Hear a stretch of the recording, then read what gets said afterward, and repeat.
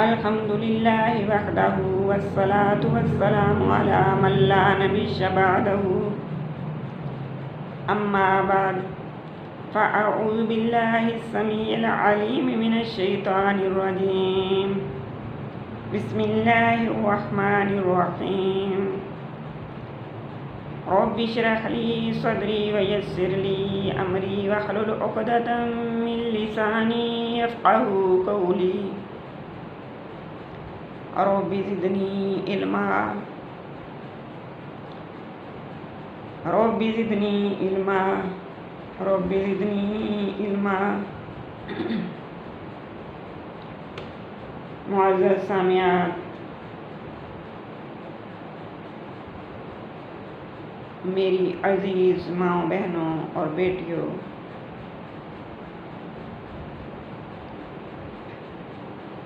آج کا موضوع ہمارا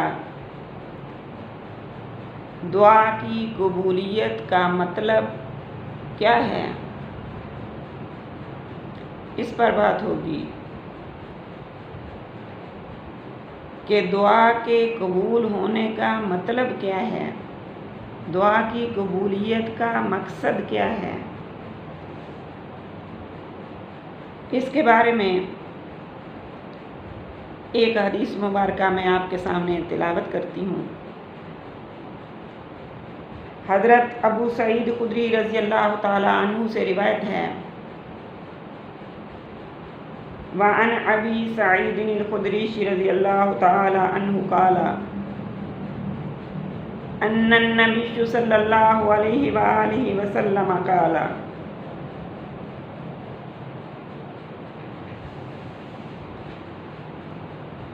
ان النبی صلی اللہ علیہ وآلہ وسلم قال ما من مسلم يدعو بدعوة ما من مسلم يدعو بدعوة۔ حضرت ابو سعید خدری رضی اللہ تعالیٰ عنہ سے روایت ہے،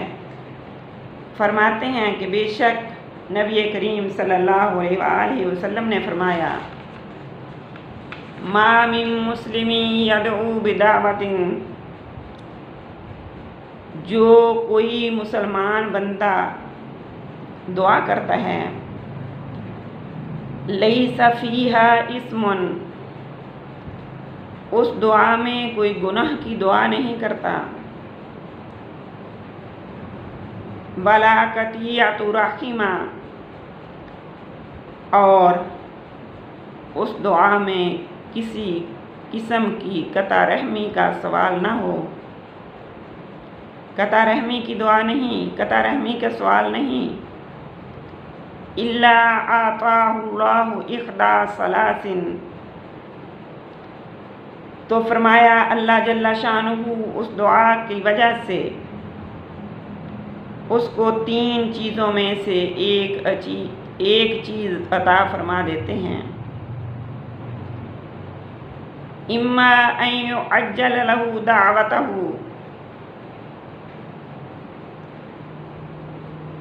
یا تو نمبر ایک،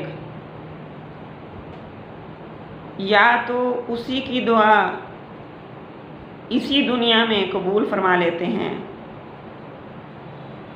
اور اس کا سوال جو وہ مانگا ہے، جو چیز اس نے مانگی ہے، اللہ رب العزت پورا فرما دیتے ہیں۔ جو بندہ سوال کر رہا ہے، مانگ رہا ہے، اس کا سوال اسی دنیا میں پورا فرما دیتے ہیں۔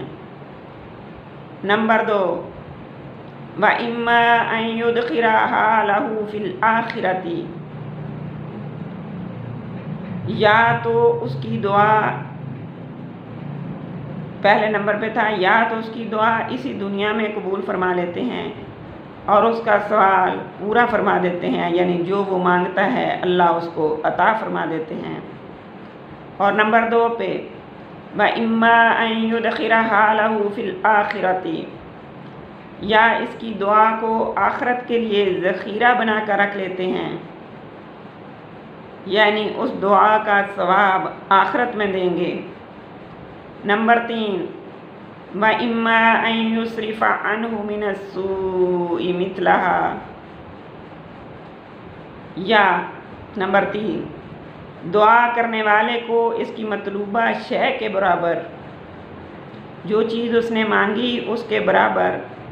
इस तरह अल्लाह रब्बुल इज़्ज़त अतिया देते हैं कि आने वाली मुसीबत को टाल देते हैं। उस बंदे पर कोई मुसीबत आने वाली होती है और वो उसने दुआ कोई और मांगी होती है, तो अल्लाह रब्बुल इज़्ज़त उस दुआ की बरकत से उससे आने वाली मुसीबत टाल देते हैं। ये 3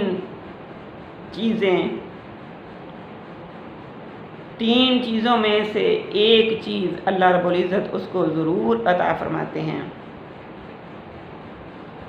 ये बात सुनकर सहाबा किराम रिज़वानुल्लाह ताला अलैहिम अजमाइन ने अर्ज़ किया कि इस तरीक़ा से तो हम बहुत ज़्यादा नेकियां कमा लेंगे, बहुत ज़्यादा कमाई कर लेंगे। तो जनाब सरवरे कौनैन सल्लल्लाहु अलैहि वसल्लम ने इस बात के जवाब में फरमाया कि मेरे साथियों, अल्लाह ताला की अता, अल्लाह रब्बुल इज़्ज़त की बख्शिश इससे भी कहीं ज़्यादा है जिस कदर तुम दुआ कर लोगे। मेरी मुअज़्ज़ज़ सामियात, इस हदीस मुबारका में हमें क्या सबक मिला? क्योंकि हर आयत कुरान मुक़द्दस की और हर हदीस हमारे लिए एक सबक है, हमारे लिए एक तालीम है। और जब भी पढ़ो उसके मानी और मतलब को समझते हुए ये देखो कि कहने वाला कौन है, किसको कह रहा है और मैंने और आपने क्या करना है, हमारे लिए क्या तालीम है, हमारे लिए क्या सबक है। तो मेरी काबिल सद एहतराम माँ और बहनों,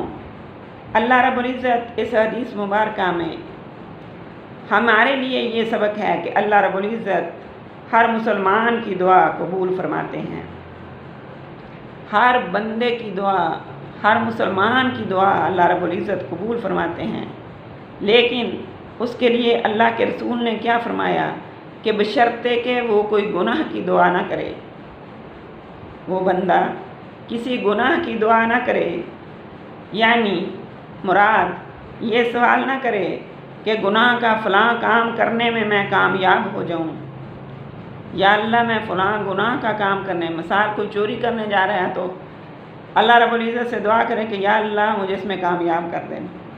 अल्लाह के रसूल ने फरमाया ऐसी दुआ कबूल नहीं होगी, चाहे वो मुसलमान ही क्यों ना हो। इसी तरह फरमाया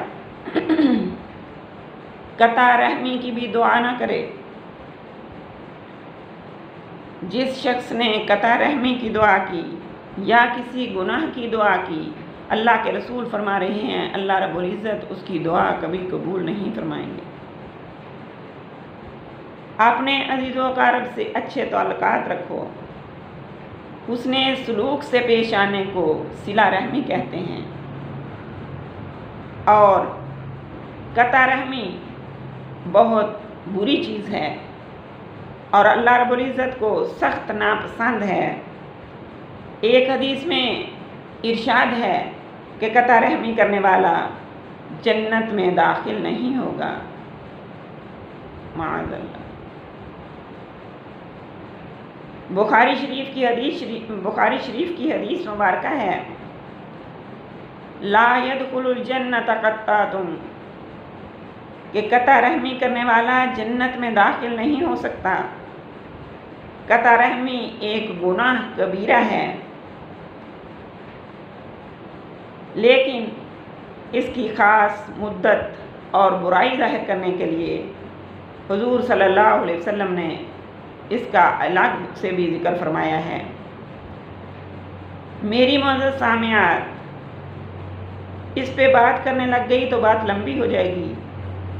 मुख्तसरन कता रहमी, रिश्तों को तोड़ना, रिश्तेदारों से मिलना जुलना छोड़ देना, सिला रहमी ना करना अल्लाह जल्ला शानुहु के नज़दीक बहुत बड़ा गुनाह है और अल्लाह रब्बुल इज़्ज़त को सख्त नापसंद है। इसीलिए कबूलियत दुआ की शराइत में से ये फरमाया, ये शर्त फरमा दी کہ قطع رحمی کی دعا نہ کی ہو، کسی گناہ کی دعا نہ کی ہو، اور اس کے علاوہ یعنی قطع رحمی کی دعا بھی نہ کی ہو، اس کے علاوہ کسی گناہ کی دعا بھی نہ کی ہو، تو اللہ تعالیٰ اس مسلمان بندے کی ہر دعا قبول فرماتے ہیں۔ دعا کی قبولیت کے لیے یہ شرط رکھ دی کہ نہ مجھ سے کسی گناہ کا سوال کرے اور نہ ہی مجھ سے قطع رحمی کا سوال کرے۔ توجہ فرمائیے، توجہ طلب بات ہے کہ پھر دعا قبول ہونے کا مطلب کیا ہے؟ میری معزز سامعین، دعا قبول ہونے کا مطلب بتایا کہ دعا قبول ہونے کے لیے یہ ضروری نہیں کہ جو مانگا وہی مل جائے۔ میں اور آپ دعا کی قبولیت کا یہ مطلب ہرگز نہیں کہ جو مانگیں وہی چیز ہمیں اسی وقت مل جائے، کیونکہ اللہ رب العزت نے قرآن مقدس میں اعلان فرمایا عَسَىٰ أَن تَكْرَهُوا شَيْئًا وَهُوَ خَيْرٌ لَكُمْ وَعَسَىٰ أَن تُحِبُّوا شَيْئًا وَهُوَ شَرٌّ لَكُمْ وَاللَّهُ يَعْلَمُ وَأَنتُمْ لَا تَعْلَمُونَ۔ شاید جس کو تم بہت پسند کرتے ہو وہ تمہارے لیے بدتر ہو، اور جس چیز کو تم سخت ناپسند کرتے ہو وہ تمہارے لیے بہتر ہو۔ تمہاری پسندیدہ چیز تمہارے لیے نقصان دہ ہو سکتی ہے، لیکن تم اس کا سوال کرتے جا رہے ہو، اللہ سے وہ مانگتے جا رہے ہو، اور جس کے لیے تم سوال کر ہی نہیں رہے تمہیں سخت ناپسند ہے وہ کام، وہ چیز، اور اللہ رب العزت جانتے ہیں کہ وہ تمہارے لیے کتنی بہتر ہے، کتنی نفع بخش ہے۔ تو اللہ رب العزت آگے فرما رہے ہیں وَاللَّهُ يَعْلَمُ وَأَنْتُمْ لَا تَعْلَمُونَ، میرے بندوں تم کچھ نہیں جانتے اور میں عالم الغیب ہوں، میں سب کچھ جانتا ہوں کہ میرے بندے کے لیے کیا بہتر ہے اور کیا بدتر ہے۔ جی تو عرض کر رہی ہوں کہ ہم دعا مانگیں تو ضروری نہیں کہ جو بھی ہم نے مانگا وہ ہمیں مل جائے، اور اگر ہمیں وہ نہیں ملا تو ہم گلے شکوے کرنے بیٹھ جاتے ہیں کہ ہماری دعائیں تو قبول ہی نہیں ہوتی۔ نعوذ باللہ، معاذ اللہ، ایسے الفاظ سے میری ماؤں اور بہنوں، بیٹیوں پرہیز کرو۔ ایسے لفظ کبھی بھی منہ سے نہ نکالو، یا کچھ ایسے بھی ان الفاظ میں بھی کہتے ہیں اللہ ہماری سنتا ہی نہیں، استغفر اللہ، نعوذ باللہ، ایسی باتوں سے اجتناب فرمائیے۔ ایسی کوئی بات منہ سے نہ نکالیے جس سے اللہ رب العزت کی غیرت میں جوش آئے۔ ہر منہ مانگی مراد نہیں مل جاتی۔ اللہ نے فرمایا میں جانتا ہوں تمہیں تو وقتی وہ چیز اچھی لگ رہی ہے، نفع بخش لگ رہی ہے، فائدہ مند لگ رہی ہے، اور تم اس کے لیے مجھ سے اصرار کرتے جا رہے ہو سکتا ہے وہ تمہارے لیے کتنی بدتر ہو، کتنی نقصان دہ ہو، یہ میں اللہ جانتا ہوں، اس لیے میں تمہارے فائدے کے لیے جو تمہارے لیے فائدہ مند چیز ہوگی، تمہارے لیے فائدہ مند کام ہوگا وہ عطا کروں گا۔ کبھی یہ ہوتا ہے کہ منہ مانگی مراد پوری نہ ہوئی، جو دعا مانگ رہے ہیں وہ تو نہ ملا، لیکن اس پر مانگنے والے پر جو مصیبت آنے والی تھی وہ اللہ رب العزت نے ٹال دی۔ وہ اس دعا کے بدلے میں جو مانگ رہے تھے وہ تو نہیں ملا، لیکن اس دعا کے بدلے میں اللہ رب العزت نے آنے والی مصیبت کو ٹال دیا۔ مثال کے طور پر چھوٹی سی مثال دیتے چلوں کہ اللہ جل شانہ سے بندہ مالی سوال کر رہا ہے، روپے پیسے کا سوال کر رہا ہے، مالی کمزوری کا رونا رو رہا ہے، اور اللہ رب العزت سے مانگنے سے اللہ رب العزت نے منع نہیں فرمایا۔ جب بھی دعا کرو میری ماؤں اور بہنوں تو یہ دعا کرو کہ یا اللہ ہمیں حلال اور جائز وسیع روزی عطا کر، جو ہم کسی سے مانگنے والا نہ بنا، صرف اپنے سے مانگنے والا بنا، لیکن حلال کا لفظ ضرور اپنی دعا میں شامل کیجیے۔ حرام کے لقمے سے اللہ رب العزت ہم سب کو اپنی پناہ میں رکھے، ہمیں محفوظ فرمائے۔ جی تو عرض کر رہی ہوں کہ اللہ جل شانہ سے روپے پیسے کا بندے نے سوال کیا، اب بظاہر روپے پیسے نہیں ملے، بظاہر رقم نہیں ملی، لیکن اس بندے کا اپنا بچہ کسی اس کو کوئی شدید مرض لاحق ہونے والا تھا، وہ بیمار ہونے والا تھا، لیکن اللہ رب العزت نے اس بیماری کو ٹال دیا۔ وہی پیسے جو وہ اللہ سے مانگ رہا ہے، اگر اللہ رب العزت اس کو وہی پیسے دے دیتے اور اس کے بعد اس کا بچہ کسی مرض میں مبتلا ہو جاتا اور وہی رقم اس کی علاج معالجے پہ لگ جاتی، یہی ہونا تھا نا۔ اگر اللہ رب العزت اس کی بیماری کو نہ ٹالتے تو وہی پیسے اس کی بیماری، اس کی دوائی پہ لگ جاتے۔ تو یوں اللہ رب العزت نے اس کو منہ مانگی چیز تو نہ دی، لیکن اس کے بدلے میں اللہ رب العزت نے اس سے بیماری ہٹا دی کہ بچہ بھی محفوظ رہ گیا اور وہ پیسے جو ادھر سے ملتے اور ادھر لگ جاتے وہ نہ ہوا۔ یا بعض مرتبہ کچھ روپوں کا سوال کرتے کرتے، مثال کے طور پہ 100-200 کا سوال کرتے ہوئے، 100-200 مانگتے ہوئے ہزاروں کی مصیبت اللہ رب العزت ٹال دیتے ہیں۔ اور یہ بھی ہوتا ہے مثلا کہ 1000 کا سوال کیا، 2000 کا سوال کیا، مگر بظاہر وہ روپے نہ ملے، لیکن کسی طرح سے کوئی اور حلال مال مل گیا، جہاں سے میں اور آپ مانگ رہے ہیں کہ وہاں سے اللہ تعالیٰ مجھے اتنے پیسے عطا فرما دے، وہ بظاہر وہاں سے نہ ملے، لیکن کسی اور جگہ سے اس جتنا یا اس سے بھی زیادہ حلال مال مل گیا، جس کی قیمت وہ مانگی ہوئی رقم سے بھی کہیں زیادہ ہو یا اس کے برابر ہو، تو یوں کر کے بھی دعا کا اجر مل جاتا ہے، دعا قبول ہو جاتی ہے۔ قبولیت دعا کی تیسری صورت حضور اقدس صلی اللہ، یہ 2 صورتیں تو میں نے آپ کے سامنے بیان کر دی کہ بعض دفعہ تو منہ مانگی چیز مل جاتی ہے اور بعض دفعہ منہ مانگی نہیں ملتی، لیکن اس کے بدلے میں اللہ رب العزت کسی بڑی مصیبت کو ٹال دیتے ہیں۔ تیسری صورت قبولیت دعا کی، جناب سرور کونین حضور اقدس صلی اللہ علیہ وسلم نے یہ ارشاد فرمائی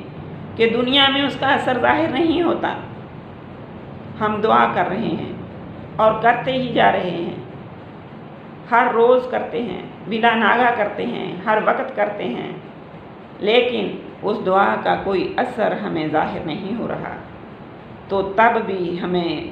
گلے شکوے نہیں اللہ سے کرنے چاہیے کہ میں تو کب سے یہ دعا کر رہی ہوں لیکن میری دعا قبول ہی نہیں ہوتی،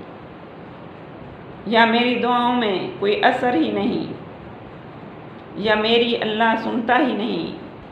معاذ اللہ۔ اس طرح کے الفاظ سے اپنے آپ کو بچا کے رکھیے۔ جی تو اللہ کے رسول نے فرمایا کہ دنیا میں اس دعا کا اثر ظاہر نہیں ہوتا اور منہ مانگی مراد ملے نہ کوئی آنے والی مصیبت ٹلے، یعنی کوئی اثر ظاہر نہیں ہوا، نہ تو جو مانگا وہ ملا اور نہ ہی کوئی مصیبت ٹلی ہوئی نظر آئی، لیکن اس دعا کو اللہ جل شانہ آخرت میں اس بندے کے لیے ثواب محفوظ فرما لیتے ہیں۔ جب قیامت والے دن اللہ کے رسول فرما رہے ہیں کہ قیامت کے روز اعمال صالحہ کے بدلے ملنے لگیں گے، دنیا میں کی ہوئی نیکیوں کے بدلے ملنے لگیں گے، تو جن دعاؤں کا اثر دنیا میں ظاہر نہ ہوا تھا، ان دعاؤں کے عوض بڑے بڑے انعامات ملیں گے۔ اس بندہ کی جب اس بندے کو بڑے بڑے انعامات ملیں گے تو بندہ سوچے گا کہ یہ نیکی تو میں نے کی ہی نہیں، میں نے تو زندگی میں یہ کام کیا ہی نہیں اور اس کا مجھے اتنا بڑا انعام مل گیا۔ اس بندے کی